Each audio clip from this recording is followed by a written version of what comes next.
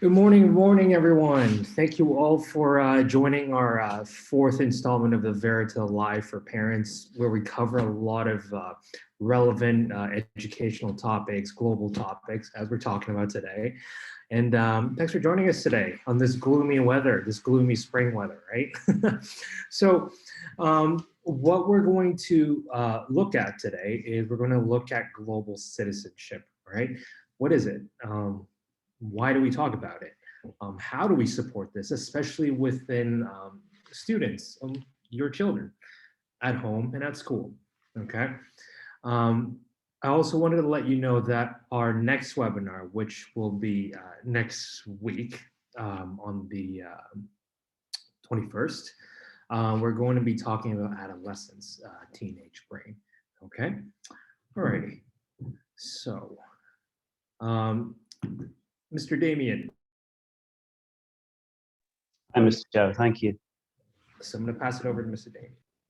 Right. Good morning, everybody. Thanks very much, Mr. Chow, for the introduction.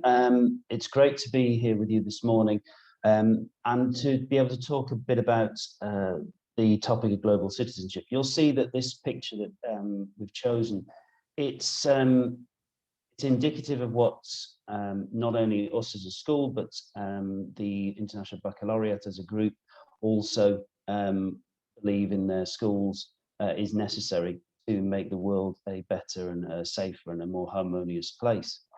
What we're going to do just before we get into the actual sort of nuts and bolts today is Mr. Chow's going to just throw up a poll, and it's for you really to be as honest as you feel you want to be about how familiar you are with global citizenship, what you think it means in just basically very familiar, you're quite familiar somewhat or not. I'm going to give you a few seconds just to answer that, and carry on with the rest.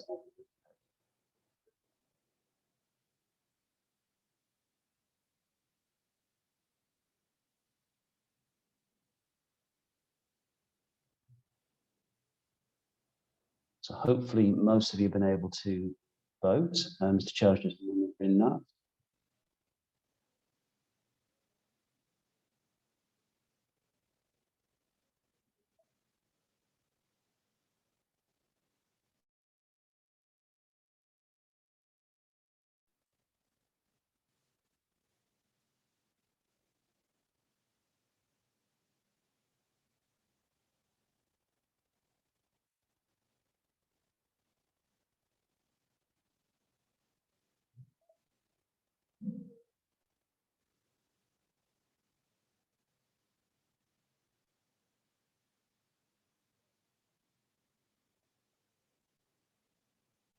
This is a great test for a teacher because normally when we get space with nothing in it, we want to fill it. So,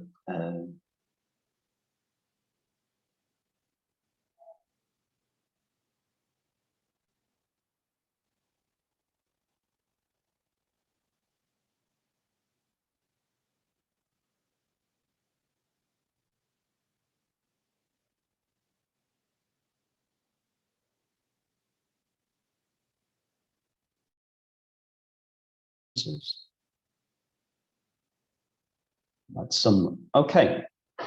That's a great spread. That's really, really useful information. Well, hopefully by the end of this session, you'll feel very familiar. if you don't, then I've failed. But in terms of, as we go along, hopefully you'll get a good idea of the type of things that not only do we look at as a school and in classes through different mediums, particularly through the international primary curriculum, the international early years curriculum, international middle years curriculum, but also now as we move in with the older students through IGCSE and then eventually IB, that this is a very important element of the work of the school. What I wanted to give you a little bit of context just before we jump in. This is the second actual, not webinar, but second presentation. The first presentation on this I did in December 2019. There was about 11 or 12 parents attended when we were actually able to be in school, and we had a workshop in the morning and we discussed lots of things about what it was to be a global citizen. Unfortunately, obviously, COVID-19 pandemic happened. And I think that actually is one of the things that we should think about today, is that COVID-19 has actually brought the world and what it means to be a global citizen into sharp focus, because it's something that every country on the planet has been affected by to a larger or lesser degree. So that actually is part of what we're going to see. So the next slide that Mr. Chair is going to pop up for me is a Wordle, and this Wordle is one group's version of what they thought citizenship was. So you can see there's lots of words, for instance, like democratic, parliament, secondary, society, democracy, pupils, curriculum, human, YouTube, Facebook.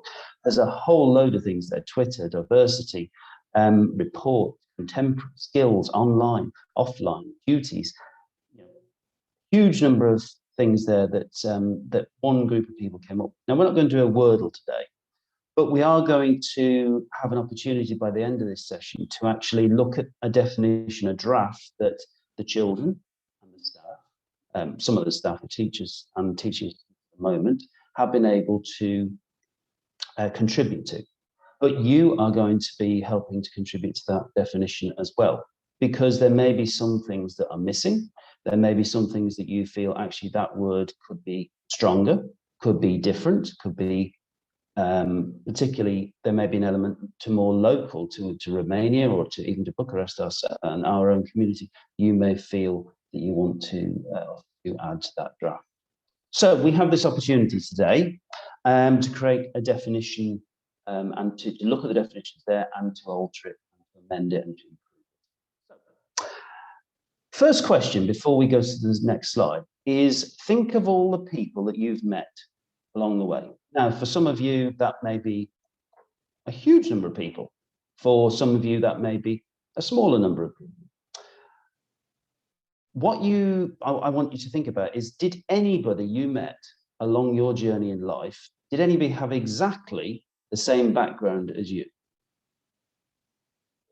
I think the answer is likely to be no.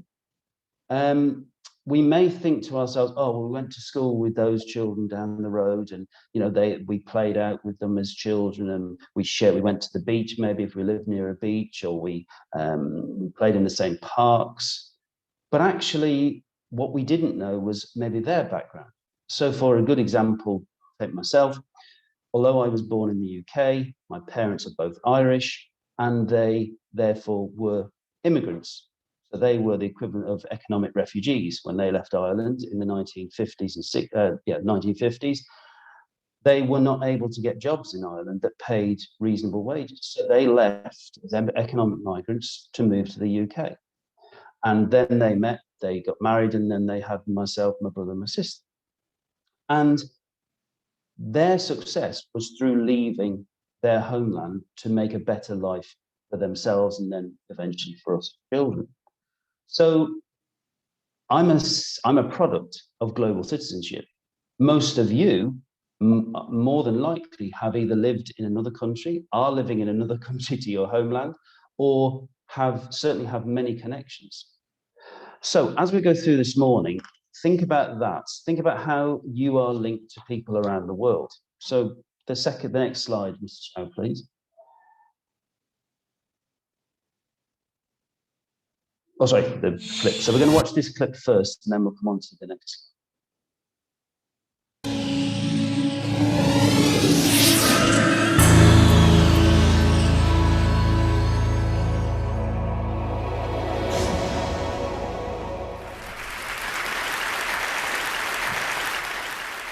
So imagine you're standing on a street anywhere in America, and a Japanese man comes up to you and says, excuse me, what is the name of this block? And you say, I'm sorry, well, this is Oak Street, that's Elm Street. This is 26th, that's 27th. He says, okay, but what is the name of that block? You say, well, blocks don't have names. Streets have names. Blocks are just the unnamed spaces in between streets. He leaves a little confused and disappointed. So now imagine you're standing on a street anywhere in Japan. You turn to a person next to you and say, excuse me, what is the name of this street? And they say, oh, well, that's block 17 and this is block 16. And you say, okay, but what is the name of this street? And they say, well, streets don't have names. Blocks have names. Just look at Google Maps here. There's block 14, 15, 16, 17, 18, 19. All of these blocks have names, and the streets are just the unnamed spaces in between the blocks. And you say, okay, then how do you know your home address? I said, well, easy. This is District 8. There's block 17, house number 1. You say, okay, but walking around the neighborhood, I noticed that the house numbers don't go in order. He said, of course they do. They go in the order in which they were built. The first house ever built on a block is house number 1. The second house ever built is house number 2. Third is house number 3. It's easy. It's obvious. So I love that sometimes we need to go to the opposite side of the world to realize assumptions we didn't even know we had, and realize that the opposite of them may also be true. So for example, there are doctors in China who believe that it's their job to keep you healthy. So any month you are healthy, you pay them. And when you're sick, you don't have to pay them because they failed at their job. They get rich when you're healthy, not sick. In most music, we think of the 1 as the downbeat, the beginning of the musical phrase. 1, 2, 3, 4. But in West African music, the 1 is thought of as the end of the phrase, like the period at the end of a sentence. So you can hear it not just in the phrasing, but the way they count off their music. 2, 3, 4, 1. And this map is also accurate. There's a saying that whatever true thing you can say about India, the opposite is also true. So let's never forget, whether at TED or anywhere else, that whatever brilliant ideas you have or hear, that the opposite may also be true. Domo arigatou gozaimashita.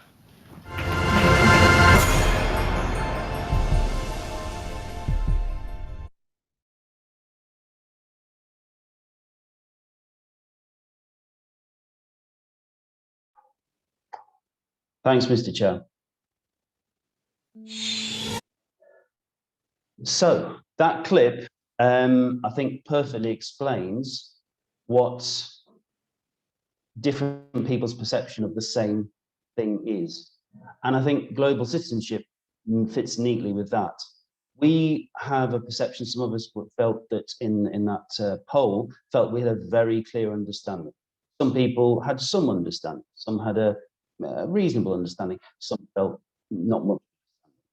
So actually, even when we go through this today, this is an evidence-based presentation, but to one part of the world, this will be perfectly normal and perfectly accurate. In other parts of the world, it could seem not that accurate, not that useful. Just think about for a moment comparing two islands, an island in one part of the world which has very limited telecommunications, very limited access through the internet, and compare it to an island in, for example, say for the UK, where very high-speed internet in most parts, an island which is linked across the world by aeroplane, by many different ways, by a tunnel, everything to Europe and so on. Obviously, they decided to leave Europe, but that's irrespective. They're an island that's hugely connected. Compare it to another island where there's very limited connection. And so those people living on that other island, they're going to have a very different perception of people coming to and from their island, because they're going to be tourists, or they're going to be moving there for work. They're going to be there for maybe a limited period of time. So we have to think about perception. But these are the kind of links across the world. We're linked socially. Most of you will have one of, if not all of these, Twitter, Facebook, Instagram, maybe WhatsApp, maybe other platforms. Those link people no matter where they go, because those links are carried by you and you can use them through the internet. If you think about the number of people on your phone at this moment that you have as contacts, they may well be living across the globe. It doesn't matter. As I've said to the children many times, I could pick the phone up and ring somebody that I know is on my phone, and they're living currently in Japan. They can be, as long as I don't get the time wrong, they can be working, and I can contact them at a reasonable time, and I can have a conversation with them, and it's in the blink of an eye. That wasn't possible in my life. When I was young, there were things in the UK still called telegrams, sent to people often for weddings, and it was literally something that had been typed out, the message had been sent, and it had been typed through a coded system. So that's only 30 years ago. It's not that long ago. Think about the phones. Every house used to have a phone actually in the house that was connected to the wall and couldn't move. Now, many homes don't have a phone at all. They rely on mobile communications only. Culturally, you think of our school alone, the number of cultures, the different people from different parts of the world that belong to our community, and then expand that to a huge city like Bucharest, expand that to across the country, in Romania, across Europe, across the world. So people move, they've moved since time immemorial.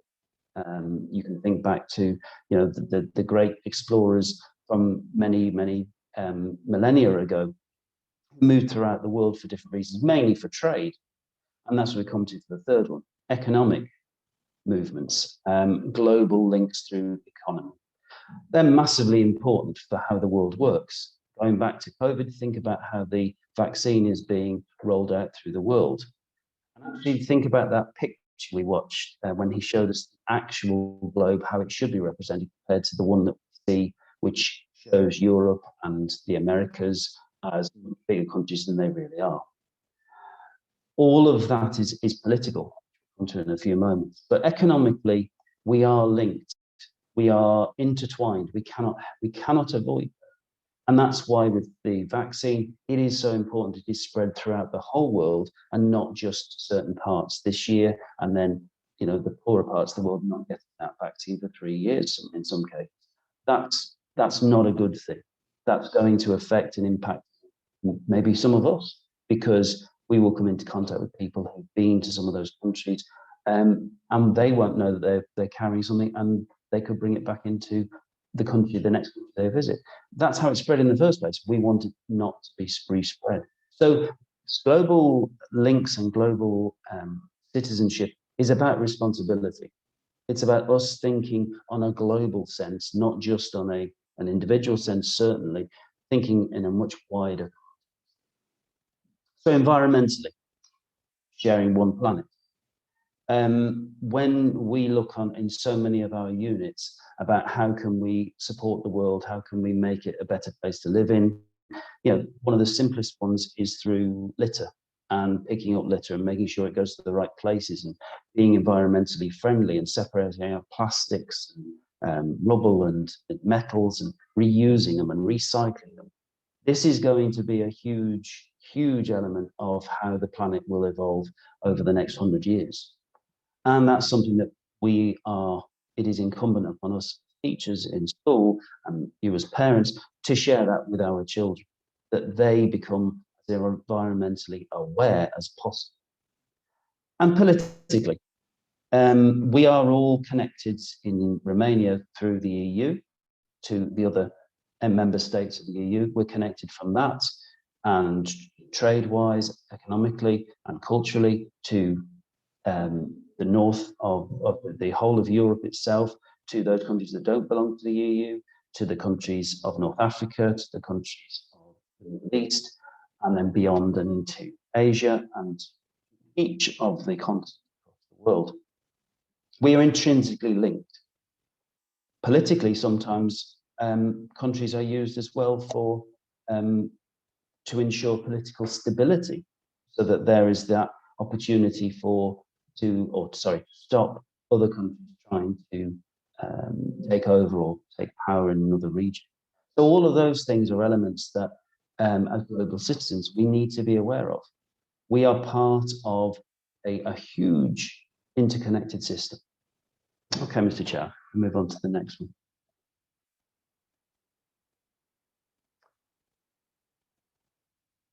So what we then did, just to give you a picture, we looked at some definitions. Here were two different types of definitions. One, a bullet point on the left-hand side as you're looking at, and one on the right-hand side. So in terms of the bullet point version, that we as global citizens need to have an understanding of how the world works. We need to respect and value diversity. We need to be outraged by social injustice. That's a very strong word, a very strong way to look at it. But social injustice happens happened in this country, happens in every country. It's happening now to somebody across the world, to many people across. Global citizens participate in their local community, their wider community, their national community, their global community. It starts like a ripple of when you throw a stone into the pond, that tiny ripple, we don't know how much impact that could have across the world. You're willing to make the world a more equitable and sustainable place. Now, in the first meeting that I had, the first workshop with parents, this word equitable caused a lot of conversation. It created some fantastic conversations between parents, mainly because many of them felt the world is not equitable. And they're right. I didn't deny that in the meeting. But this is about how can we make the world more equitable. One of the things that has definitely, or is a possible element which could make the world more equitable, is the internet. It can be used for many bad things, but it can be used for a huge number of good things. And it will be about how that is spread without financially crippling different countries that aren't as wealthy, that may well make the world a more equitable, a fairer place. And actually, by default, make it a more sustainable place as well. Because sustainability, those of you who have visited countries that would be classified as developing countries across the world, some of those in North Africa, some of those in South Africa, towards the parts of Africa, parts of Asia, South America, they are classified sometimes as developing countries. But they have the capacity to develop at rapid pace, and they are. And therefore, this would enable the world to become a more fair and a more equitable place by enabling those countries to have that opportunity more readily than they currently do. So equitability is really important as a global citizen. And this last one, they take responsibility for his or her actions. That actually what we do on a micro level as individuals has an impact. That rubbish we throw away, which we could have recycled, that has an impact. Think of a classic example is things like yogurt pots, the large ones, the tubs that have lids. I know a lot of older people who, pensioners, where they actually keep those because they're going to use them. They're going to keep them to keep seeds in, or to keep soups in, or to freeze things in. They come from a generation where it was look after what you've got, keep those things, they might be useful. And so many, and I classify myself as part of that certain next generation, it was let's throw it away, it's made of plastic, it doesn't matter. Actually, we need to come back to that sense of this can be reused. If it can be reused, we should not throw it away. On the right-hand side, we've got a much more as well. Thank you, Alina. That's great. That's lovely. One of these here is about transcending geography or political borders. Responsibilities derived from membership in a broader class of humanity. And that identities, whether national or local, but identities are given second place to that of being part of a global community. Now, that's a very interesting one, because what this part, through one group's definition of being a global citizen, was it's more important than where the country you come from. Now, going back to myself, would I classify myself as British because I've got a British passport, or would I classify myself as Irish because my roots are Irish? Would I classify myself as European, or should I classify myself just as a member of the world? So this is an interesting dilemma for me as well as for many other people. So in terms of that, that's two definitions that we looked at with children and with staff in school. And that's why we're looking at this today as well. The next slide is a definition, well, not a definition, but it's an actual set of bullet points. Can you?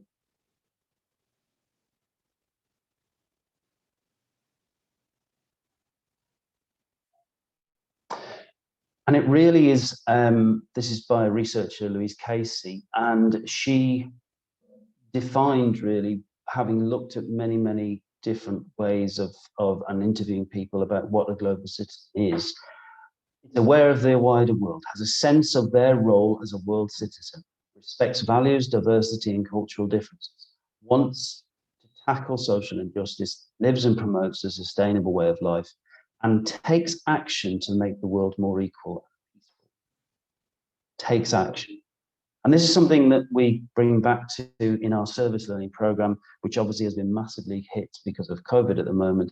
We are planning to roll out from September, as long as everything, most parts of Bucharest in particular and the wider world are safe again to take action. We will be rolling out again our service learning program for all the children.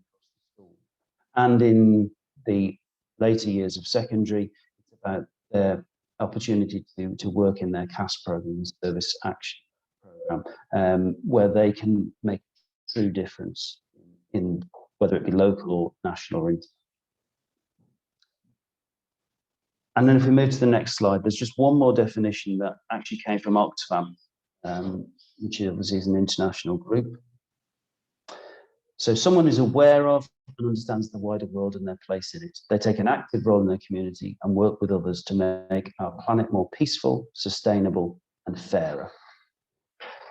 So from that, I then looked at this as a way to get to a definition. So the next slide, Mr. Please.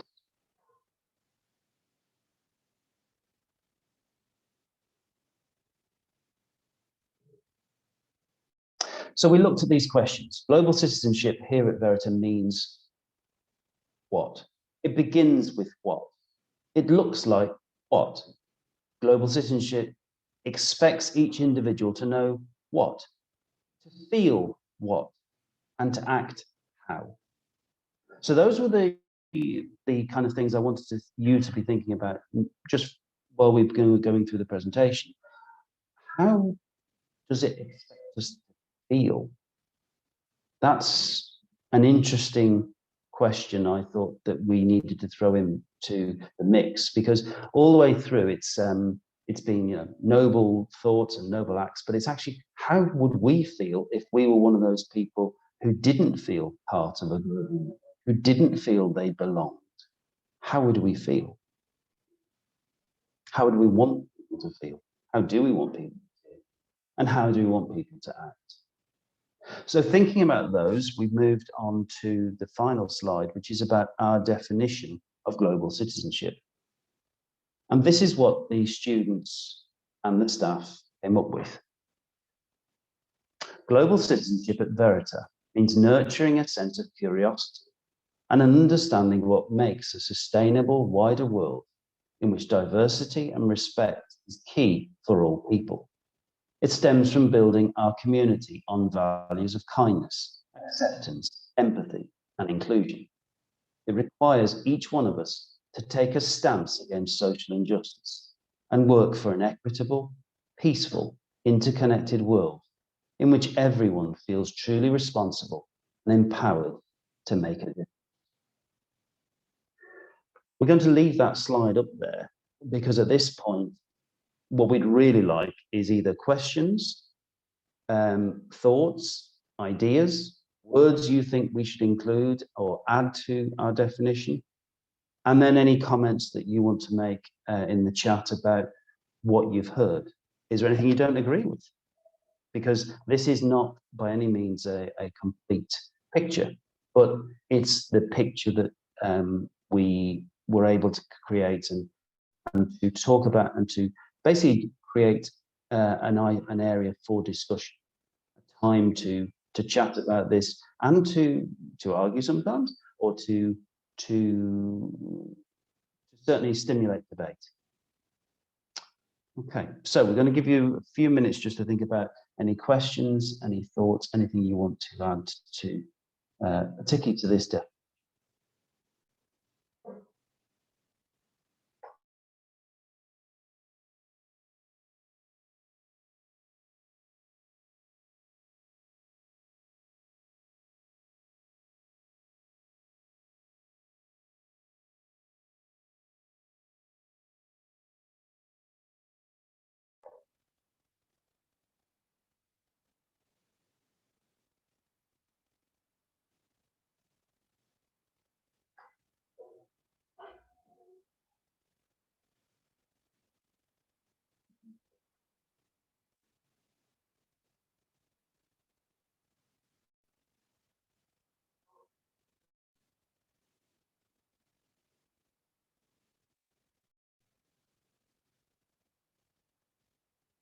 Okay.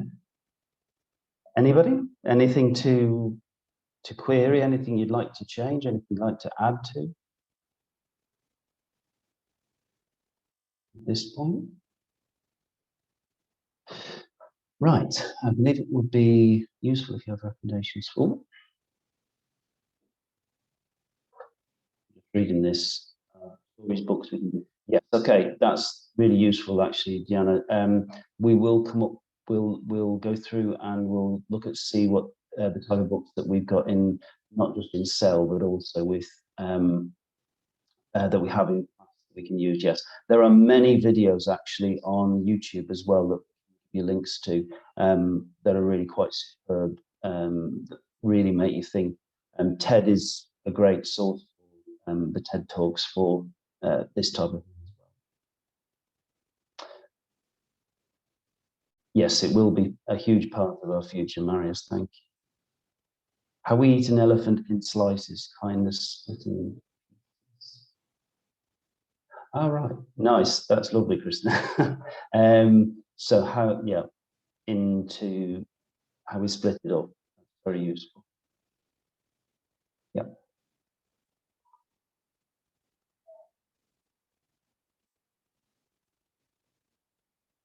Yes, absolutely. That's a brilliant idea. An activity Mason mentioned last year was about looking at different objects and seeing where they come from and across the world. A great one is tins. Tins of, for instance, pineapple or fruits in particular.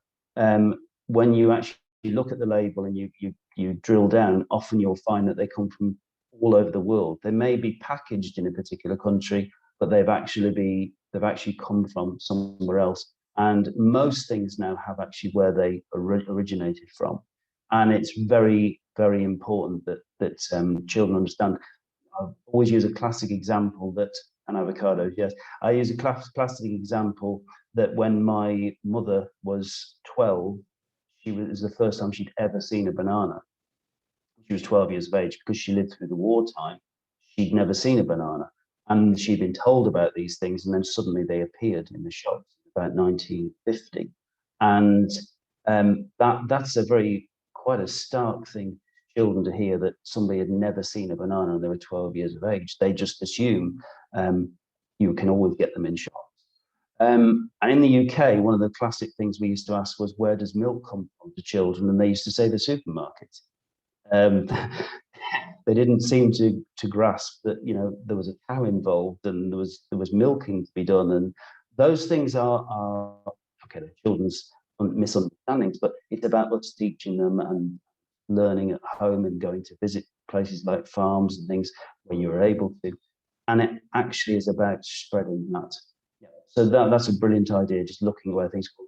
Another one is actually where clothes come from. The number of clothes now that are not, they may be designed in Europe or the Americas or somewhere else, but actually where they're actually created and sewn is often in some of those developed countries of the world. So yes, it is a global issue. People used to say it's a global problem. It's a global responsibility, I would say. Okay, super. Mr. Chair, I think you've got a second poll for everybody if people are happy with the definition. That's very useful. If there is anything that you feel out later today, of course, feel free to email me. So, how connected do you feel to the rest of the world now, having gone through our presentation?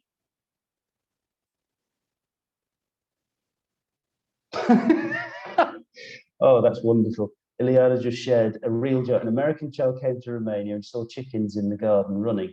He asked, are they using Duracell batteries? Brilliant. I love it. Yeah, that doesn't really surprise me, so. Okay, so we're going to have a go at filling in this poll and see if you feel a bit more sort of in terms of that you now see what global citizenship is, how connected you now feel maybe to the rest of the world.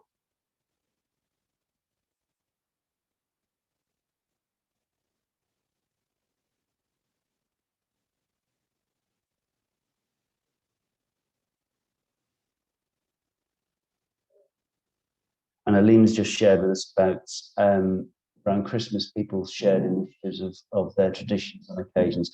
Yes, that is something that we're working on. Jimena, who's one of the parents, has been working with Mr. Chow, and we're developing that because we'd like to actually look at traditions, for example, around different holidays, different seasons, that then different parents or children can actually bring into school and they share, because it is diversity. It does come from language, absolutely.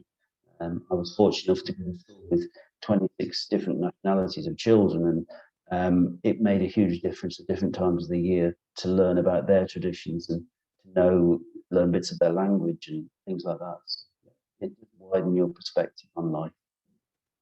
Thank you. So, Mr. Chow, how's the results? Okay, so you do feel more connected, some very connected, some somewhat. So none of us are not at all. We are connected very clearly to the world in different ways. Some people may feel they're not quite as connected for a variety of reasons.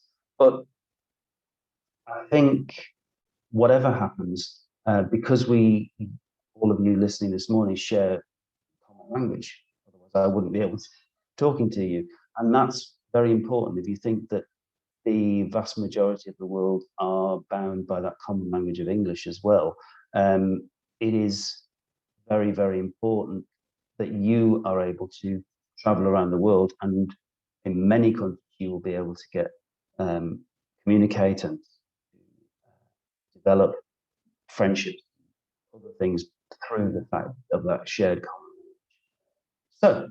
So I hope that has been useful. As I say, I'd appreciate greatly any comments, any emails or ideas that you can share with us to improve our definition. And otherwise, I'm very grateful you come this morning, and I hope you haven't been bored, Richard. So, okay, thank you. Have a great day. Okay, Mr. Chair. Thank you very much, everyone, for coming on this very important session led by Mr. Damian, Global Citizenship. Thank you for all those of you who've participated, because this is very important as we move towards solidifying global citizenship. Make sure we're permeating on all year groups, and especially through our curriculum or international curriculum. So a reminder that next week, Teresa and myself will be talking about the teenage brain. We're going to be talking about the science behind it, myths about teens that a lot of people have. So it's going to be a very informative session, and we hope that it's going to help those of you who have teenagers or are going to have teenagers soon to get through this really, really tough period. Okay, so thank you everyone for coming. And we appreciate your support, especially during this period. And we look forward to seeing you all again. Take care, everyone. Bye-bye. Thanks very much. Thank you all. Thanks, Mr. Chair, for your help. Bye-bye.